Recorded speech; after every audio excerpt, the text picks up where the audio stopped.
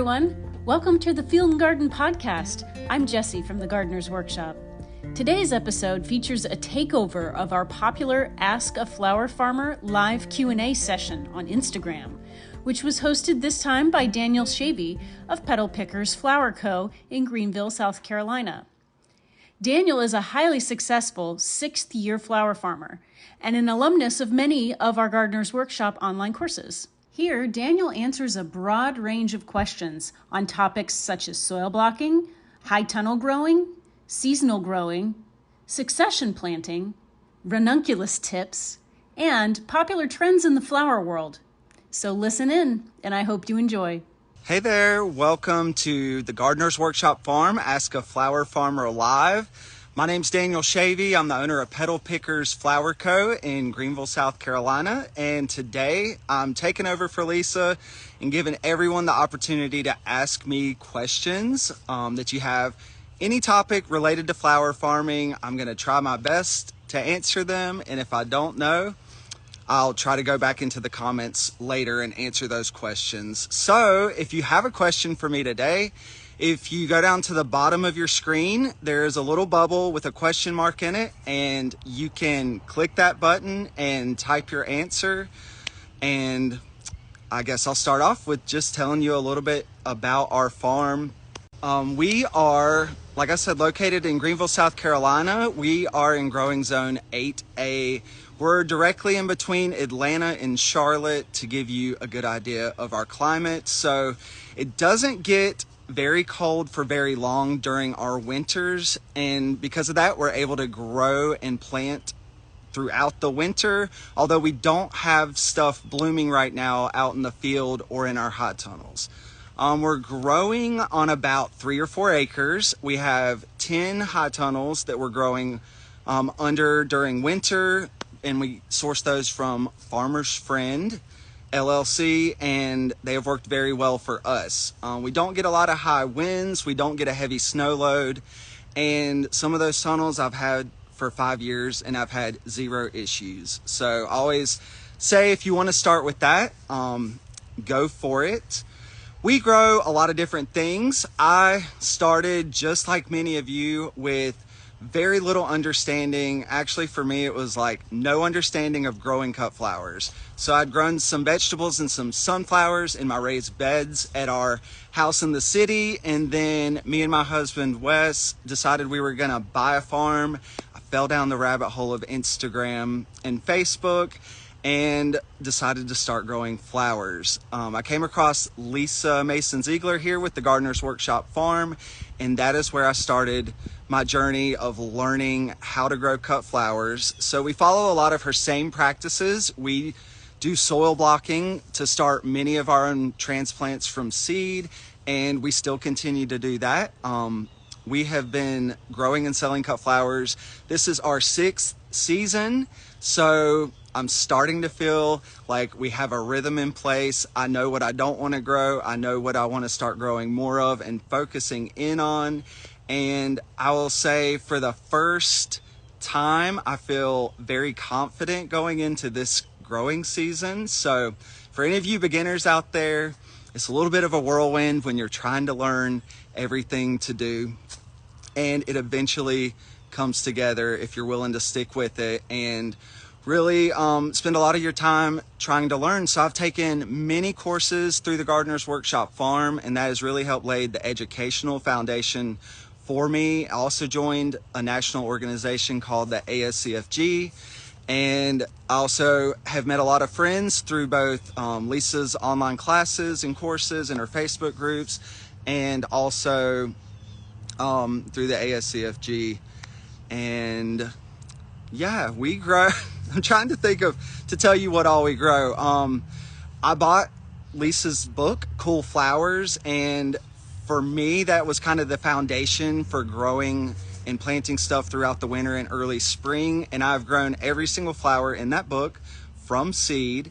And now some things we decided that we loved, and some things we decided just weren't for us. And it really depends on your growing conditions and your climate, where you're located, and what works best for you. I'll tell you where we sell.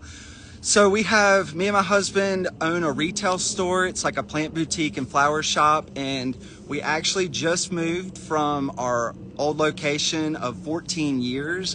And we kind of rebranded and opened a brand new store called the Nested Fig Garden. So you can follow that on Instagram to check out our brick and mortar retail store, where we have kind of a flower bar set up inside of our coolers to sell our flowers here locally. We also started shipping fresh cut flowers nationwide, and so we do that through our website, petalpickers.com. We will start shipping flowers again starting in March. That will be our first large enough crop that we have to offer everyone. So we hope that you think about us. If you're wanting to send someone in your family or a friend some fresh cut flowers, we're able to ship nationwide during the growing season, and it's just kind of a cool way for even flower farmers who are growing their own to kind of show your family like an example of what you're doing. If you don't feel comfortable shipping, you can order those bouquets from us. We also sell dahlia tubers on our website, and we did a fall bulb sale, and so just check us out. And make sure you're asking me questions. Down, you can click on the little bubble with a question mark in it if you want to type a question. I see that we have some there, so let's go on and get started. The first one is from Blue Palmetto Flower Farm. That's my friend Janet. She is literally right down the street from me. I haven't visited her, which is crazy, and she texted me the other week and I haven't texted her back. So sorry, Janet, but I'm definitely going to answer your question on here. So you're asking what's the best way to keep soil blocks from getting gray, kind of moldy. She tried cinnamon.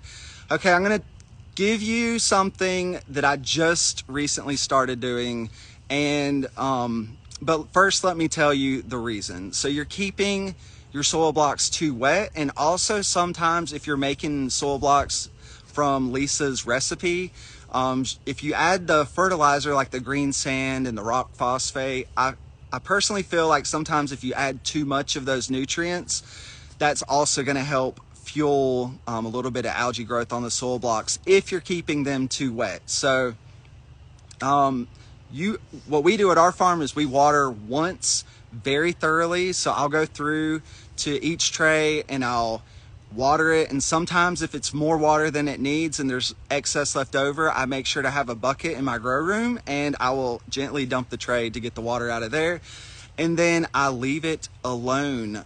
We don't mist our soil blocks unless we're growing something like snapdragons, where we're trying to loosen up the seed coat on top so that the cotyledons can come out from the seed. It just helps to keep them moist. So there's a tip on growing snapdragons, because they can be tricky sometimes. We do mist those like once or twice throughout the day after we water, but other than that, we're not watering twice a day. It is literally once in the morning, and then sometimes during the winter, our grow room's not insulated. It's inside, so it's protected enough to get cold and like freeze our plants. Usually it can drop down to 50 at night. So some days I may see that the soil blocks are not dried out and I'll let them go a little bit longer, but we don't water our soil blocks until they're dry, and typically that is every morning. Okay, so the product I'm going to tell you that I started using, and this is a question that I saw on Instagram, someone wanted to ask me, but in November we started growing Lisianthus from seed, and I did a trial last year. It did okay. I kind of got them to germinate and grow, and then they all started to die on me, and I think it was just either staying too wet or botrytis or something started to kill them out. It was probably a fungus. And so what I started doing this year, because we grew a lot, we grew thousands and thousands of Lisianthus from seed, is once they sprouted and we start them in soil blocks, I started spraying them with Zerotol, and I think I use Zerotol 2.0. And what that is, it's Omni certified, and it's basically like a concentrated hydrogen peroxide. So you do have to dilute it, but we mix that solution up and put it in a spray bottle. And I kind of went through, and not every day, maybe like once or twice a week, I started spraying the tops of our soil blocks with the Zerotol, and that seam seemed to hold the algae back. And it's just a practice that we put in place. I wish plants could talk sometime, but we had an amazing experience this go round with growing Lisianthus from seed, and we kept them in our soil blocks for 8 weeks before we potted them up into plug trays, and then we grew them out a little bit longer. And this is kind of answering the question on Instagram that I saw, but we just planted them out in our high tunnels last week, and so hopefully we're gonna cross our fingers that all that goes well, because it's still kind of new for us. I've always ordered in plugs in the past, but let's see, that was kind of 2 questions in one. Let's go to the next one. All right, Lynn Berry 763, do you succession plant feverfew to get blooms in August? On the same note, what do you succession plant to have blooms? And then it cuts you off. So I don't know the rest of your question, but let's talk about feverfew. So I have loved feverfew I've grown it for probably 5 or 6 years now. I will say on feverfew, some of our designers that have worked with it in the past claim that they're allergic to it. It's kind of like it causes them to sneeze a lot, and it doesn't do that to me, so I still grow it. I love it. I do think I've tried to succession plant it, and what I've done in the past is I've planted it in the fall, like in October, November, and that usually seems to bloom first, and then I've gone back and replanted it in February or early spring, and that's here in South Carolina, so you may have to adjust your planting times in your growing climate. But they grew and bloomed very, very close to each other. I know I've heard Lisa mention on here before that feverfew, no matter what variety you grow, no matter when you plant it in the winter or early spring, it's all going to bloom at the same time, and I've pretty much found that to be true. So we kind of cut back. I used to try to grow multiple varieties and try to have the timing spaced out, but it wanted to bloom either in May or early June for us, and I really could never get a succession on feverfew. So I hope that answers your question about that one. All right, let's go to the next question. Can you share your soil block recipe? So I'll tell you what we do, and I have derived it from the Gardener's Workshop farm. So if you want to go back and look at it on your computer, you can head over to the gardenersworkshopfarm.com, or it may be the gardenersworkshop.com. You can find it. If you Google that and soil blocking recipe, it will for sure pop up in Google, and so you can go see it there. But what we do is we take ProMix BX, which is a sterile potting mix, and we take 2 big white scoops of that and we sift it into like a tray, and then we take 1 scoop of compost, and we get compost delivered by the dump truckload here on the farm. That is what I'm using. It's a chicken litter based compost, and I sift that as well to get any sticks out. And then this is not the professional, that's why you need to go look at the website, but I take a small handful of green sand and sprinkle it in, and then I take a small handful of the rock phosphate powder and sprinkle that in, and put a bunch of water on it and mix it up to the right consistency and go to town making soil blocks. So I've trained all my employees, that's how we do, and that would just make a small batch. If you want to make a larger batch, which we do, and we'll do like 24 trays at a time to fill up our grow room when we're really seeding a lot, like this time of year. So I just multiply the recipe, and I don't add, overall for one big batch, I'm really only adding 1 handful of the rock phosphate powder and 1 handful of the green sand. So don't add that in every time. I kind of make sure that's not too much. But I hope that answers your question. I will say for soil blocking, like the real trick is to find the right consistency. So if you put too much water, your soil blocks aren't going to hold up. If you don't put enough, that's when they're going to look kind of clumpy and also fall apart. So it's kind of, you have to ride the fine line on consistency. And if they look really clumpy, that's when I add a little bit more water, and that seems to make them really smooth. Over time, I've made so many soil blocks, and I pretty much have it down perfect just from memory at this point. All right, next question. I may have just skipped one, so I'll see if I can go back to that in a second. Okay, is it tricky to line up the harvest with going to market? I don't understand how that works. And so, yeah, it's very tricky, but that comes with experience. So you're gonna have to plant your first year, which is what we did. We planted out in the field my very first year, everything in January. Or not January, everything in April, the first spring, and it all bloomed in July. And so that was my first season. There wasn't much outside of that, and I just sold it at our retail store.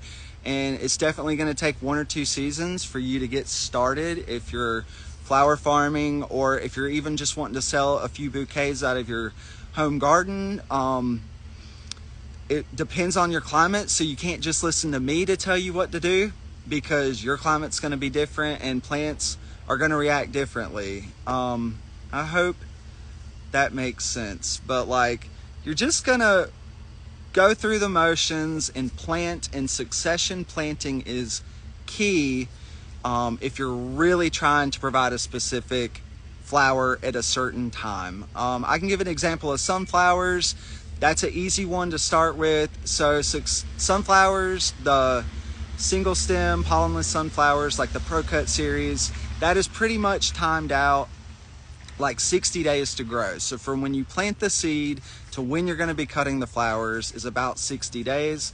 And if you're wanting to grow sunflowers for say July 4th, because you're having a 4th of July party and you need sunflowers, then I would count back from that date 60 days, because you know that's how long it's going to take for the sunflower to grow and then bloom. And maybe plant like 2 weeks before that, and then another round 1 week before that, and then you're going to have to, and then that week and 1 week after and 2 weeks after. And that's going to guarantee, if you're trying to get very specific. We really don't do that. So like, we sell a lot of ranunculus and tulips and stuff in the spring, and I'm very careful to not promise dates of when my flowers will be blooming. We have built up our customer base to go to our website and see an availability of what is currently available and what we forecast to be available for the next week or two. And that is something that I can walk out into my field and physically see. And outside of that, if I have a florist that were to say, I need peonies, let's say April 20th, which is technically possible for us if we had like a warm start to the spring, I would never do that. Like, do not, you're going to drive yourself crazy. So don't do that. Your question was not specific. It was about going to market. And so it's the same thing. Succession planting is going to be the answer to all your problems. You're going to want to kind of think about what ingredients you want in a bouquet. And if you want sunflower during the summer, if you want cosmos, sunflowers, celosias, zinnias, some of those you're going to be able to get multiple cuts off of, and some of those you're just going to have to keep succession planting over and over each week to guarantee that you have all the ingredients you need for your bouquet. That really does get easier after you just witness and experience 1 to 2 entire growing seasons. So I say give it a start and you're going to be good there. All right, next question. Chris, good morning. Where would you recommend learning about high tunnels? We just got one and waiting for Steve and Gretel's course. So yes, I purchased our first high tunnels, I guess it was 3 or 4 years ago. I started with one and I felt overwhelmed by that too. I think there is a book. I know that I bought it. I don't think I read it cover to cover. But it was something about growing in high tunnels, and that it was a very basic title. So I'm sure if you search on Google that you will come across that book about growing in high tunnels. I think it was targeted for veggie farmers, but it all still applies to cut flower farmers as well.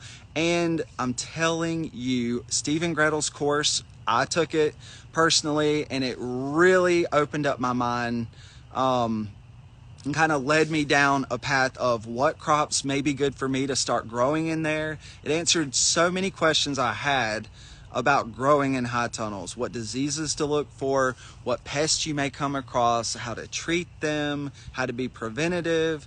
My tip about growing in high tunnels is if you're not going to grow a crop in there throughout the entire year, you're going to want to also invest in silage, in a silage tarp.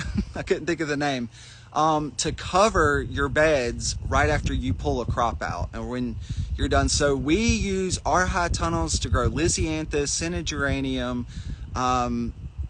poppies do well in there, like the Italian or the hummingbird poppies or the Icelandic. All those poppies do well in a high tunnel. We do anemones, we do ranunculus, Lisianthus, celosia even. And what you're going to find out is once your winter crops are done growing, the weeds are going to take over your high tunnels. I think every single flower farmer that I know has experienced this the first year with their first high tunnel.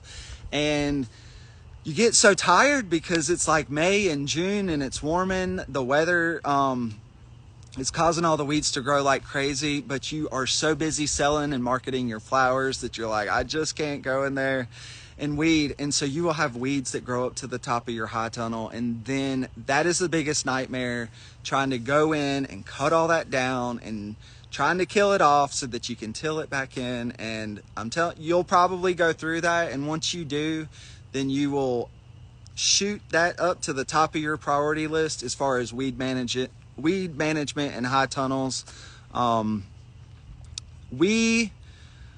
Any other tips on high tunnels? Like, we don't flush them out. We haven't had them long enough to have major disease build up or anything like that. So I can't answer specifically anything along those lines, but you will learn all that in the Gardener's Workshop Farm online course. So I highly recommend that. All right. I got to start getting through these questions. Seeds flower truck. My soil blocks seem to fall apart. I follow Lisa's mixture measurements, but they either dissipate or the squares fall apart. So I think you want to possibly up your ratio of compost that you're putting in, or you may want to look into sourcing a different variety of compost. I kind of had the same issues. I was putting too much potting soil in my soil block recipe, and the potting soil is basically my substitute for the sphagnum peat moss that Lisa has on her recipe. And I upped my compost. So I think I looked at Lisa's recipe the other day. It may be 4 parts the peat moss to 1 part compost. And personally for me, I kind of do it 2 parts potting soil and 1 part compost. And so there's a little bit more compost in the recipe that we use here on the farm. So try that first and see if that helps you out. Question: do you have a favorite bouquet recipe flower combo? Any trends you see this year in the flower world? Okay, I don't really have a favorite recipe. We make our bouquets just based on the best things that are growing on our farm, and our recipes kind of revolve around which flowers ship really well in a box. And so that's kind of guided us to which flowers that we choose to grow here on the farm. You want to have a focal flower. So a spring bouquet for us may include like our ranunculus and anemones as our focal flowers.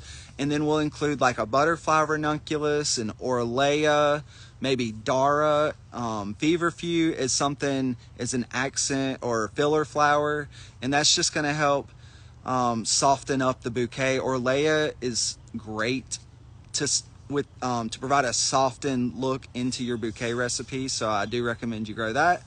And then try different colors that seem to work together. For me, spring is all about pastel flowers, and with the Easter holiday and just people being excited to see color after the dreary days of winter, you're definitely can't go wrong with the pastel colors in spring. So it's kind of tricky when you first start. For me, red does not work in the spring. If I were really pushing for Valentine's Day, then of course you would want to grow more red. But outside of that holiday, outside of Valentine's Day and Christmas, we do not sell red. We sell burgundy sometimes, but not red. So certain things like the colors you're going to want to think about for your bouquet recipe, and any trends you see this year in the flower world. I'm probably not the best person to ask about that, but I know as far as cut flower growers, one of the hot topics, or two of them this year, we're dipping our toes in. One of them is growing tulips hydroponically. So if you have a space to do that, if you have a grow room set up at home, that's the perfect space to grow tulips hydroponically. So you may want to look into that. That's kind of a little more advanced, and kind of something I just see more and more growers kind of giving it a shot at. And so we'll see if that sticks or not. The other thing are the heirloom chrysanthemums. So I trialed those. Personally, I like to end our season with dahlias by October 31st. This year it ended earlier because of an early frost, but that is our end goal for us to start getting into our field and flipping it and getting it all planted up with our fall crops. And so that date has just kind of prevented me from growing heirloom chrysanthemums on a large scale. But they are super popular. There's some really good farms. My friend Drew at Clara Joyce Flowers is selling rooted cuttings of heirloom chrysanthemums, and he has so many varieties. The thing you want to think about those is you have early blooming varieties and you have later blooming varieties. And so I'm dipping my toes. I have ordered some cuttings from my friend Drew, and I made sure to order the earlier blooming varieties so that they are blooming at the same time in October that my dahlias are blooming in, so that I have more to offer. If you're in a climate and you want to keep your season extended into November and you're able to do that, the heirloom chrysanthemums are a great crop to get into. And you would then, to hit that type of year, you would get the later blooming varieties. But y'all, when November and the holiday season comes, I'm done selling my flowers and marketing. I like to take a step back and focus on digging all of our dahlia tubers and all that good stuff. All right, next question. I'm going to speed it up and answer these quick because we're running out of time. Where do you purchase scented geranium, and can it be field grown? So there are national wholesalers, or the middlemen that you can reach out to. I know Ball Horticulture has someone that they source scented geraniums plants from. But scented geraniums are really easy to take cuttings of and multiply your stock. So even if you went online and just ordered a couple 4-inch plants from someone selling them on eBay, or I don't know, just from a quick Google search, if you get those plants in the mail and pot them up and get them started to grow, you can easily multiply your stock of scented geranium. Again, shout out to my friend Drew at Clara Joyce Flowers. He is selling scented geranium plugs. I thought about doing it this year. We just installed a heated greenhouse here on our farm. It's pretty small, but we're taking lots of cuttings and doing the hydroponic tulips and growing some ranunculus in there. And I'm not going to have enough to sell scented geranium. My favorite variety of that is Attar of Roses. And personally, I feel like that's the only one you need if you're selling to florists. You don't need to have more than one or variety of scented geranium unless you're really going for different colors, or if you want some to smell like this and others. There's some citrus ones that smell really good. So but we only grow one variety, and that's the variety that we grow.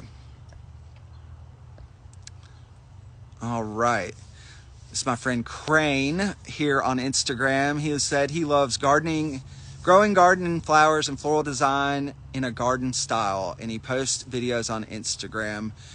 I'm trying to scale past. Okay, there we go. Now I can see the rest of the question. Sorry for the first person I messed that up on.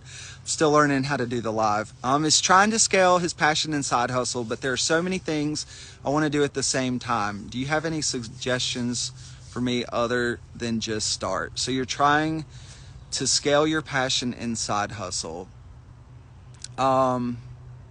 Yes. Okay, I think I understand the question. The flower farming world is very large. There are many, many different avenues that you can go down. I started by casting a wide net 6 years ago. Actually, I started simple. I started the first year just selling at our own retail store. So that was nice for me to have and to figure out what customers were buying and to see that. But that could be equal to someone just starting in a farmer's market their first year.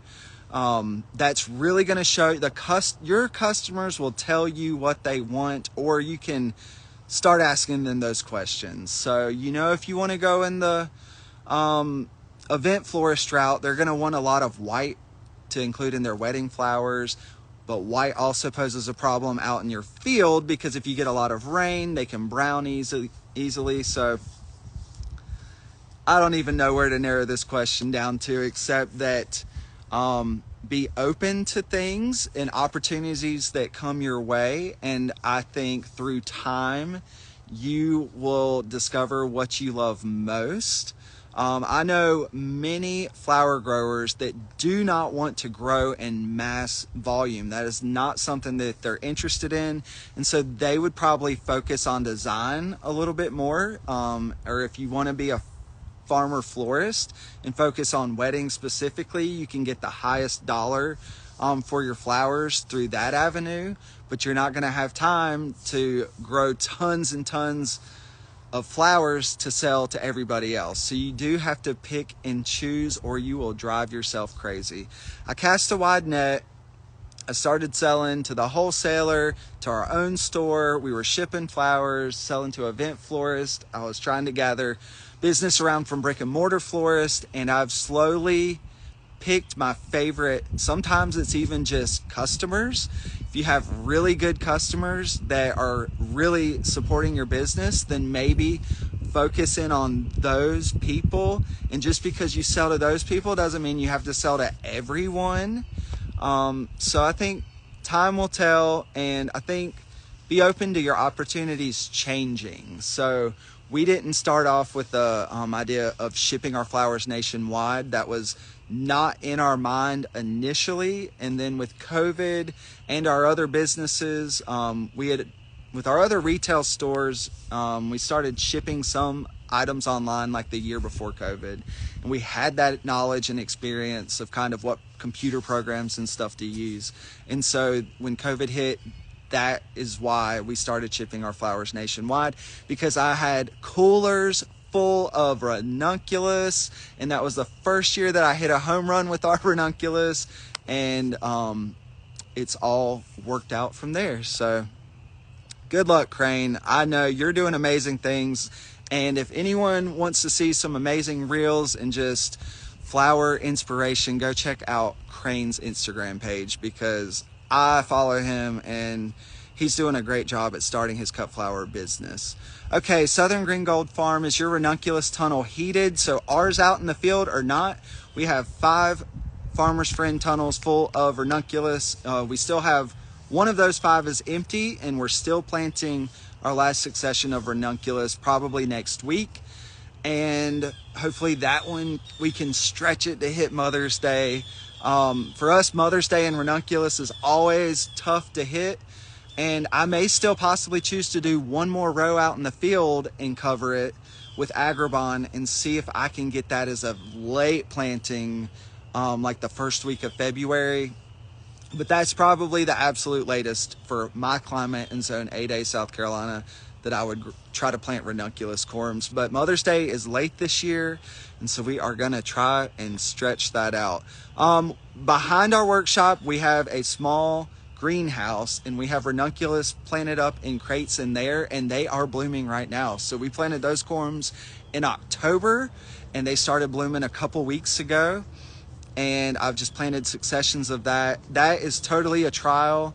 That is for me to enjoy growing, a waste of our heated greenhouse space, but it's not a waste to me if you're learning how to do something. So I'm loving growing ranunculus in the winter, but for our crop that we offer and sell to our customers, that is not heated, although it would be a lot better if we could get a heater in there. So I know there's, if you're really thinking about being a cut flower farmer, or you are and you've been growing for a couple years, there is a grant through the NRCS that you can apply for, and they will reimburse you for the purchase of a kit high tunnel. And we just applied for that this year. And so we're thinking about maybe putting a heater in that. So just to answer that question. Hey to everyone who's waving on here. Let's get to the next question. How do you get the best stem length on ranunculus shade cloth ? So no, not for us.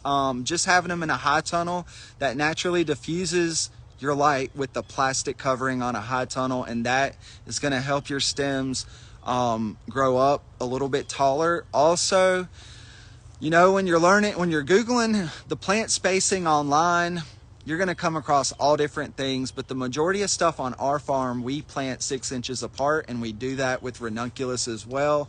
I've also squeezed it in a little bit closer sometimes, so some of our corms are planted 4 inches apart, and I think just the tighter plant spacing allows for your stems to get taller if that's what you're looking to do. And that is kind of a trick across the board. We do that with zinnias as well. By planting plants really close together, you may not be getting the highest number, like stem count per plant, but I feel like it all evens out because you're able to fit more plants in like a planting space. So if you're trying to get longer stem length, high tunnels always help, but you don't have to have that. A lot of times just planting them a little closer together will help them stretch for the light. All right. What have you decided not to grow and why? Okay, one of the things, it would be one of the earliest flowers to bloom on our farm, and that is calendula. I hope that's the way you pronounce that, but it has like a sticky stem, and I didn't like it personally, so I didn't like harvesting it or processing it. And it only lasted like 4 or 5 days, and I just thought, you know what, I can grow anemones instead, and I like doing that. And another one would be the flowering tobacco plant, the Nicotiana. I have designers that love that plant and wish that I still continued to grow it, but it reseeds like crazy. It's almost like a year-round evergreen perennial here on our farm. And so like I find it everywhere where I've even never planted it before in my field, and it's because I planted it like one time in the spring, and its stems are really sticky too. And for us, it definitely would not ship in a box. It's too delicate, but they're very pretty. So, hey, Red Twig Farms, thanks for being here and checking it out. Hope you're having a good break, good winter break. Please post your website. Thank you. So let me comment that. This is where we have our dahlia tubers for sale right now, and we're going to do a restock of our dahlia tubers in early March. So if you don't see exactly what you're wanting now on our website, we may have just sold out of our early numbers that we guessed we'd have, so check back again later. But it's petalpickers.com. Thank you for asking. All right, next question. What's the most pain in the butt flower to grow but worth it every time? I feel like it's just the first thing to come to my mind, but everyone says this, but it's Gumfrina, and my favorite variety is the Audrey series. That one just has a good branching habit where you can just grab the entire plant with your hand and cut it down at the base, put it in a sleeve, and sell it to someone. All the rest of them, if you get like the Strawberry Fields is a red Gumfrina, there's an orange one, and then even the QIS series, all of those are just either single stems, which are total pain to harvest, and then, or they branch kind of funky and it's not easy just to clean cut it. So Gumfrina just adds so much to a bouquet in the summer for us. I've told myself I'm going to quit growing it so many times, but then when I came across that one variety, it really made things a little bit easier. And I also just grow one color. I only grow the white Audrey Gumfrina, and I know what it's going to add to our bouquets, and I don't need 3 to 5 colors of it. So on some things, for everyone listening out there, start narrowing down. You don't need all the colors of a variety of flower. Pick a couple give some thought behind it on which ones you're going to want to plant, and maybe try some white, so that if you're getting into the wedding industry of selling to event florists, that you'll have that available too. But we've really narrowed down our selections. For status this year, I'm really only growing the apricot series. I used to grow 5 different colors of status, and it's just too much to market to your customers in the middle of summer when you're doing everything and you're too hot and too tired. So Gumfrina, that's a good one, but everyone says that, but it's just so true. Okay, cuts of color. My friend down in Houston, Texas, how do you heat your tunnels? So we don't heat our tunnels. We just use Agribon as a cover to protect our crops through the winter. Anytime it's going to get below 28 degrees, we make sure everything in there is covered. Our plants that we're planting in there right now are cold hardy, so they can handle below freezing or a light frost, but we do cover all of our ranunculus and our poppies anytime it's going to get really cold. If you wanted to heat your high tunnel, if I wanted to add heat to ours, I would get propane, because we don't have natural gas here on our farm. But I would get a large propane tank and hook up a Modine heater, and I would buy that from a greenhouse supplier. Gonna keep going. What flowers don't ship well that my florist would be excited to buy locally?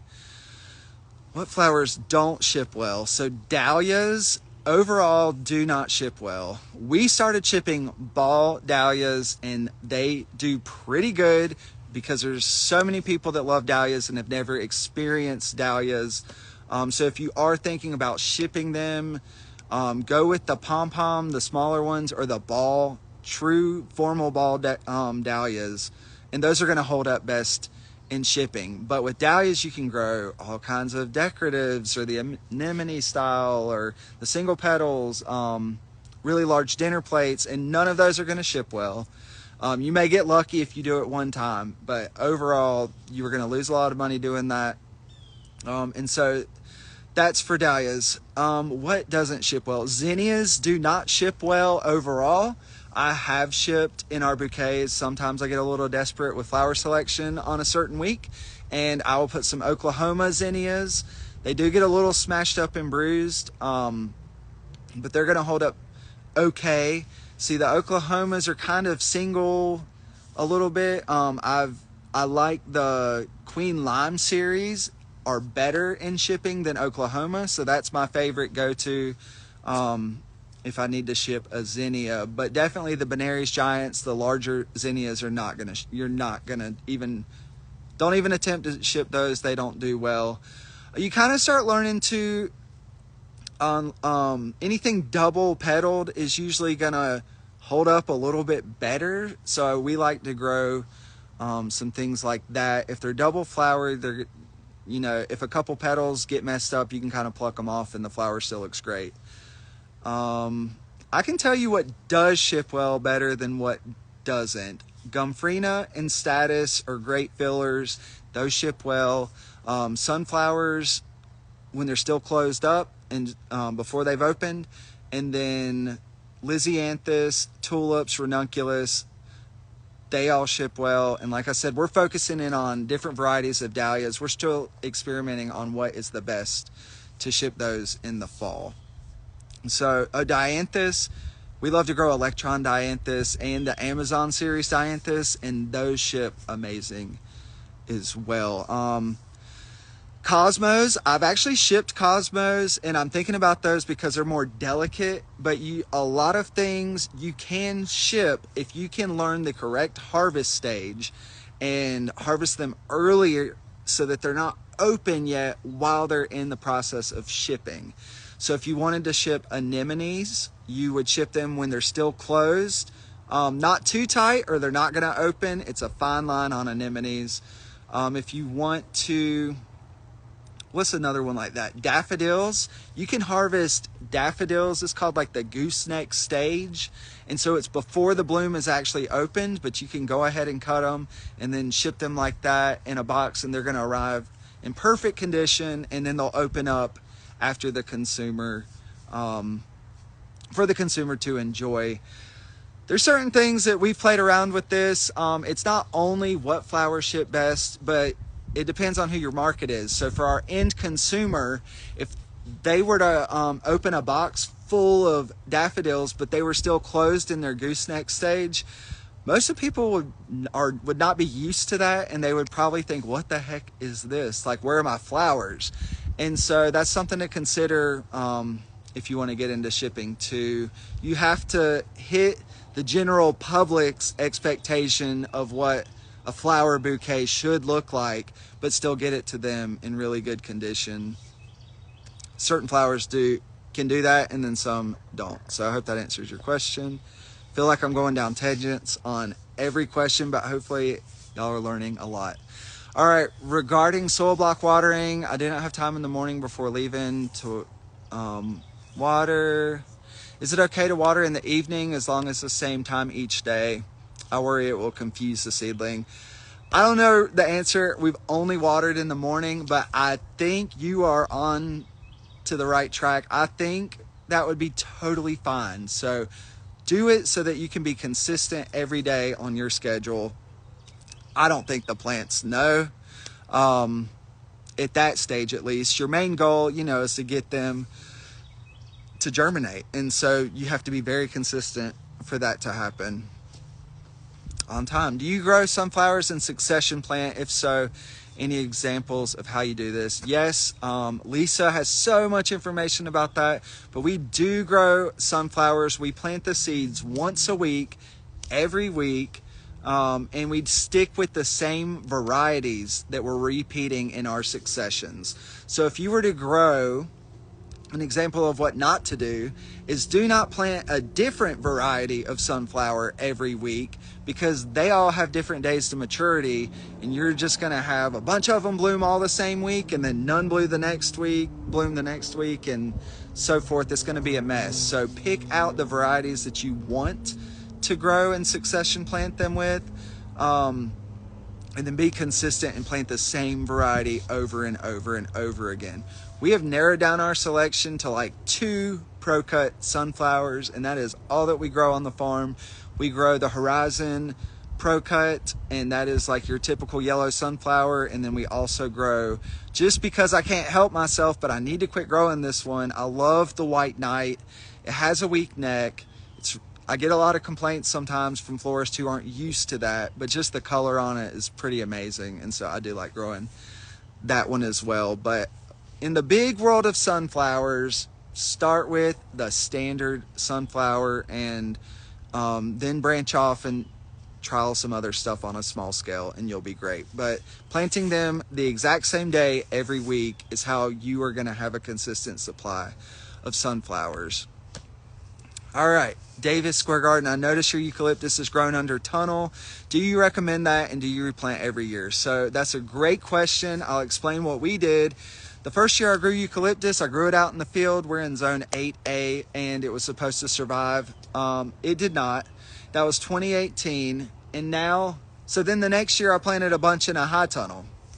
And my thoughts was that would give it a little more protection, so that even if it got really cold in the winter, it would protect the ground and kind of keep it warm enough for it to at least regrow from the base every year.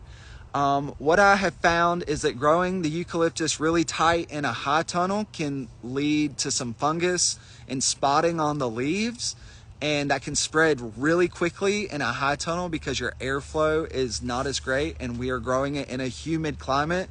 And so I've had to add fans into my high tunnel at the top, blowing above the crops, just to kind of keep the airflow increased. We have started planting out in the field brand new rows of eucalyptus, because the tunnel space is so important and valuable to us that I've just decided it's really not worth growing eucalyptus in a high tunnel where I'm specifically located and in our climate. So to answer your question, I thought it was a great idea. I still had issues in there, so now we're going back out into the field. And when I look back on the year that they all died in the field, that was 2018, we had like record rainfall that winter. So I think it wasn't the cold that killed it out, but the roots rotted from staying too wet when they were kind of dormant during winter and not actively growing. So make sure if you're planting eucalyptus that it's very well drained. Think about, for all your flowers, do your research. Where do these plants grow naturally? And your job as a flower farmer is to mimic where that natural habitat, but in your own climate. And sometimes it's not going to work out for certain flowers depending on where you live. And for example, eucalyptus is from Australia. It grows really prolifically there. And that's hot and dry, and that's what you have to give it. So, all right, I know a lot of people see our eucalyptus in our tunnel and have asked me questions about that. At the same time, I've had a consistent supply of eucalyptus from our high tunnel for 3 years in a row, which was very beneficial to us when there's been no eucalyptus seeds available for a couple years. So I don't know, I'm still making my final decision on that, but we are trying to get it out of our high tunnel so that I can grow more ranunculus, or to extend our season earlier, I may even do some other crops. All right. Fields of Grace. Hey, all my friends are on here. Thanks for being here. We add a 3-inch layer of compost over our beds before planting. The compost this year seems to be sandier than in the past. We have had terrible luck with direct seeding. Any suggestions? Me too. I do so much better with transplants than I do direct seeding. I have 10 small rows I'm looking at right now in our flower field. Oh, your question's not going back up. And we got really cold. We had a cold spell. We got down to 6 degrees. I didn't cover them. I don't know if there's anything in there. Direct seeding is not my thing. And I think for each of us as flower farmers, we just have to learn what our best practices are, what works with our lifestyle. I do have employees, and so but I'm personally, we don't go through all of our fields and just spend all our time weeding.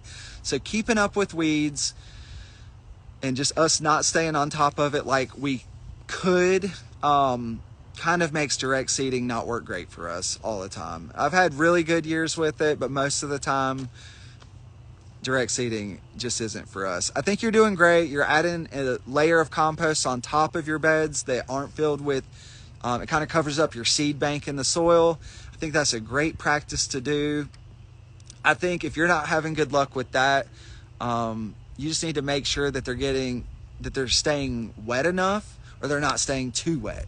And I think that's probably that's your issue there, as far as having trouble with direct seed. I know you're in Georgia, so for us, we direct seed our cool hardy annuals by like around October 15th is our target date. So if you're doing it later than that, the ground just may be too cold. And so that's our target date for that. All right, okay, cottage flowers, zone 7, cool flowers, spring planting since I missed fall planting. Should I transplant even the ones they say direct seed? Okay, what I would do is get your soil blocks going and focus on transplanting for early spring. I think it's gonna be a lot harder for you to get the seeds to germinate if you direct seed them, and I'm not the person to tell you how to do that because I don't have good luck with that. I'll tell you, we are starting right now in our grow room in soil block trays. We are starting Status, Straw Flower, Snapdragons, a little bit more Dianthus, but this will be our final round of cool hardy annuals that we plant. We've had some that have died out in our field, so we're going to be replacing those. And then our more tender stuff like Straw Flower, we're starting it now with a target date of planting out in the spring of like February 15th or a week or two after Valentine's Day. It is not too late to start cool flowers and then still transplant them out. And you're in zone 7, so you have a little bit longer of a window than even I do. So I say go for the transplants. Okay, what snaps are you starting? So the Costa series Snapdragon, I have fall planted that 2 years in a row, and our cold snaps have killed it every time. And so I saw another flower farmer close by to me, and they waited until early spring to plant their Costa series Snapdragons, and they had excellent luck with that. So I'm totally copying what they did and learning from my mistakes. And so that is a reason I'm starting those Snapdragons. And then I really love the Potomac Lavenders, and they look like crap in my field right now. They may rebound, but I'm starting more just in case, because I want to make sure that I have those for our spring bouquets. That lavender color is just so pretty. All right, there's so many questions. I'm sorry, I'm not going to answer all of these. All right, let's end this for now. I'm going to answer one more question. This is so easy. What is the trick for getting straw flowers to germinate in our soil blocks? The reason yours are not germinating is if you have saved seed, or if your seed is old. Straw flower germinates in like a matter of days, like maybe 2 days, you're going to see that seed sprout. So we order fresh straw flower seed every spring. Anytime I've tried to seed the old seed that we even saved in our freezer all year, it did not do, the germination rate just dropped on it. So we get new seed for that. And I think if you do that and order from a reputable source, you're going to have great luck. So, all right. Thanks for joining the live, everybody. Hope you have a good day. I highly recommend everything that Lisa shares here on the Gardener's Workshop Farm, and I'm very grateful for her having me here today with all of you. So see you next time. Bye. Okay, welcome back. I hope you soaked up some great bits of info there. So I've included some links in the show notes to topics that were mentioned here, including a link to Daniel's social media and the Petal Pickers website. I also included a link to the Gardener's Workshop Instagram account, where these live Q&As take place every Wednesday at 12:30 p.m. Eastern Time. We expect to have more guest takeovers for that live Q&A in the months to come, so I encourage you to check it out. If you like what you're hearing here on the Field and Garden Podcast, we'd love it if you'd tell a friend about us and leave a review for us wherever you get your podcasts. That's all for today. Thank you so much for joining me. I'm Jessie from the Gardener's Workshop, and I hope you have a great day.